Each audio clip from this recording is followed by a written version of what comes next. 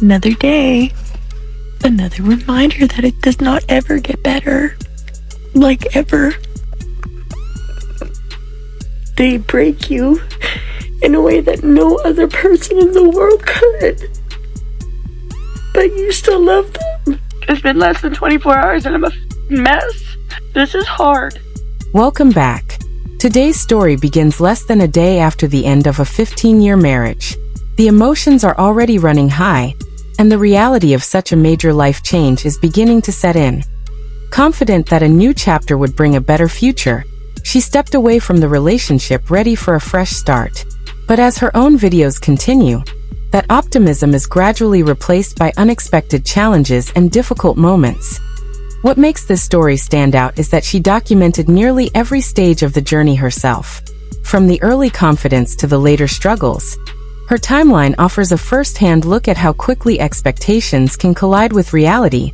Let's go back to the beginning and see how the story unfolds. Do you admit that you're crazy? If I'm completely honest, yes, I've been called crazy several times in relationships. I'm also telling you that the reason why I was called crazy was in a direct reaction from a specific action that occurred. There were times I overreacted, for sure, emotionally, not like key your car.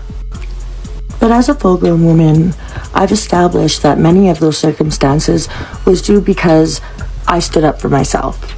I expressed my feelings, often matching the energy that was given to me first. Men like to throw that word around, specifically when they're with someone who wants them but doesn't need them. So if my boundaries and assertiveness makes me crazy, then yeah, I'm crazy. She explains that this wasn't an isolated experience. According to her own timeline, similar patterns appeared across more than one relationship, leading her to reflect on why the same issues seem to repeat. Rather than focusing on a single relationship, her story raises a broader question about recurring experiences. When similar outcomes happen over time, it can be worth asking whether there's a common pattern that deserves a closer look. Looking back, her journey becomes less about one breakup and more about understanding the lessons that repeated themselves throughout different stages of her life. Please remember that your kids are learning and watching and discovering how they will ultimately allow themselves to be treated in the future by a partner. It doesn't even have to be excessively bad. It's just that they're going to learn what is acceptable in their brains, and they're going to think that being miserable and not getting along is a normal way to be in a relationship. I say this with hindsight. I tried the whole let's fix it, we both tried it. It did not work, so it ended up going through that trauma again where we split up in the end anyway. So our kids had to do it not once but twice. That was a dick move. They know we're miserable. And really, in the end, they don't care. They just want two loving parents, married or divorced. That's my thought. She openly criticizes the decision to remain in a marriage for the sake of the children, explaining that she believes it wasn't the right approach for her family. As her story continues, she also shares that her relationship with her children became more complicated after the separation, adding another unexpected challenge to an already difficult transition. Her timeline illustrates how family decisions can have lasting effects, often unfolding in ways that aren't fully understood until much later. One day, the mummies I love you stop. They crawl into bed with you just to cuddle. That stops. They stop running up to you after work because they're happy to see you. That stops.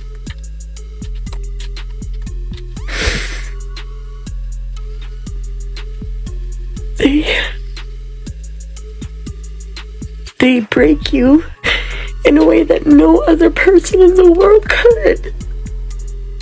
But you still love them. It's like the most toxic relationship on the face of the earth. And you can never leave it. That's being a mom. As her story continues, the focus shifts once again. Earlier, she described the marriage as deeply unhealthy. Later, she spoke about difficult relationships with other people in her life, including the challenges of parenting after the separation. Looking at the full timeline, one question naturally emerges. When conflicts seem to repeat across different relationships, is it purely the people involved, or are there broader patterns worth reflecting on? That's a question each viewer can consider for themselves. Her journey shows how perspectives can evolve over time, with each chapter adding another layer to the story she chose to share. A lot of people will think that I put myself in this position, or that is my own fault, that my life is the way it is. Let me assure you that I've spent the last 20 years of my life working really hard to get to a place that I could be independent and support my kids. Okay, I'll start with that. I put myself through school 3 separate times. Okay, I put myself in enormous student debt to be able to provide and have a good career. I was diagnosed with a life-changing illness that I refuse to let it affect my life, so that I don't have to be on AISH for the rest of my life and I can make money myself. I made $1,500 this month at work. I can't pay my rent. I can't buy groceries. I've been using the food bank like a fucking loser. I can't do anything. How is this okay? It's not. Years after the divorce, she openly shares the financial challenges she faced while trying to rebuild her life. Returning to school, managing debt, and relying on community support became part of the journey she documented herself. Even so, she describes those struggles as part of the path she chose, believing they were steps toward creating a different future. Her story reflects both the determination to keep moving forward and the reality that major life changes can come with unexpected costs. One takeaway stands out from her timeline. Many forms of support within a family or relationship are easy to overlook until they're no longer there. Sometimes it's only after life changes that people fully recognize the value of the stability they once had. So my daughter just came in my room. I'll have her tell you what she just asked me for. What do you need? Mom, I need everything you have for a satanic ritual. Okay. Okay, so what do you want? Everything you have for a satanic ritual. But I don't think I have anything. I need anything. Okay, but what is the satanic ritual for? To do what? This will be news to me. I don't know. You don't know why you're summoning the Dark Lord? Yeah, I don't know. Oh god, you're fucking weird. One of the most controversial moments in her timeline comes when she records a deeply personal interaction involving her daughter instead of keeping it private. Rather than stepping away from the camera, she chooses to share the moment with her audience. That decision raises an important question about the balance between documenting real life and protecting family privacy. For many viewers, some moments may be better handled away from social media than in front of it. That it's another example of how the line between personal experience and online content can become blurred, especially during difficult family situations. So a quick rundown of what's going on right now is my daughter went to go live with her dad for an undisclosed amount of time because financially I'm not doing good.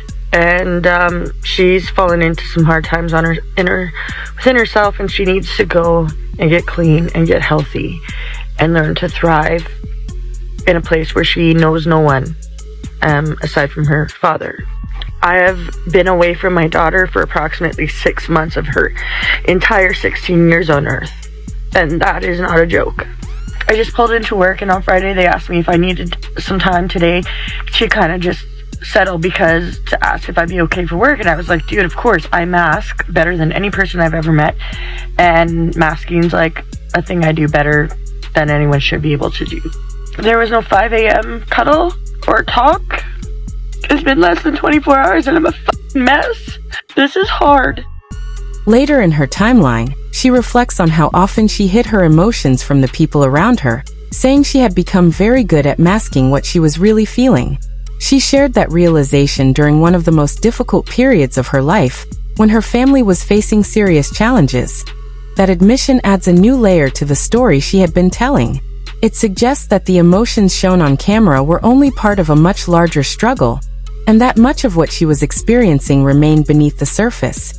Looking back across her videos, her journey becomes less about individual posts and more about the contrast between the image she tried to present and the personal challenges she later acknowledged. Another day. another reminder that it does not ever get better. Like, ever. All these girls out there with hot husbands. Meanwhile, I'm just over here having hot flashes. Jealous? Mental health awareness. I was trying really hard to think of something prolific to do to bring awareness to this topic. And then I realized I'll just be real. How I start every single day of my life.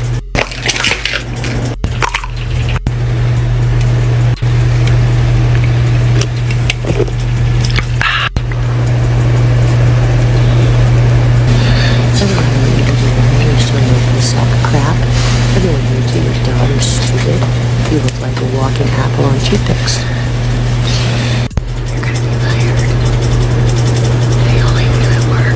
Your kids are really, really dishonored by you. If they all hate you, you're never gonna be good enough for anybody. That's why you're alone. You should be ashamed of yourself. You suck.